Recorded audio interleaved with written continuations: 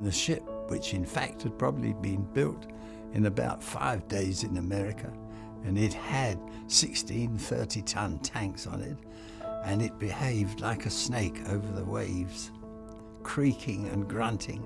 And I think the sailors on board thought for a minute that it was going to sink. So did I. And it rammed itself up on the shore, let the ramp down. The captain came over to me and said, "Right, get your tanks off." The first tank went off. It went down, and suddenly, woof, turned upside down, complete with the men in it, and disappeared. We obviously were right on the edge of a hole, so instead of the tank going into 8 or 10 foot of water, it went into about 18 or 20 foot of water. When I looked at that and realised that the chaps I'd just been talking to were trapped in that tank and were drowning and being killed at the time, I'd rather have been at home with Mum. We knew we were going to get killed, yes, of course, but I mean, that was obvious. But the point was that we became numb to it. When somebody was killed, we said, well, who's the replacement?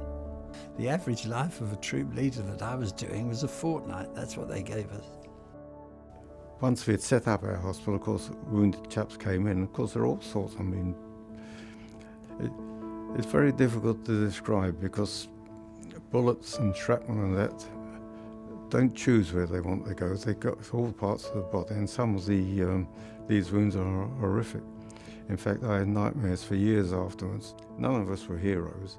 I should say I was darn scared all the time, and I think everyone else was, but we just had to do it. There's going to be a very large number of events to commemorate the 70th anniversary of the D-Day landings. Her Majesty the Queen will be there, Barack Obama is going to be there, and quite a lot of veterans we're helping to fund to go back to where they served with such distinction in such difficult circumstances. The survivors of the Second World War are fantastic people. We need to honour them and celebrate their achievements and thank them for what they've done for us. Well, not many of us left now. My branch of the Normandy veterans, we're going back to Normandy. It enables chaps who probably couldn't afford to go to these places. We were the lucky ones, the ones who are talking to you now, make no bones about it. And we're lucky that we have got an organisation like the Big Lottery Fund. Who cares?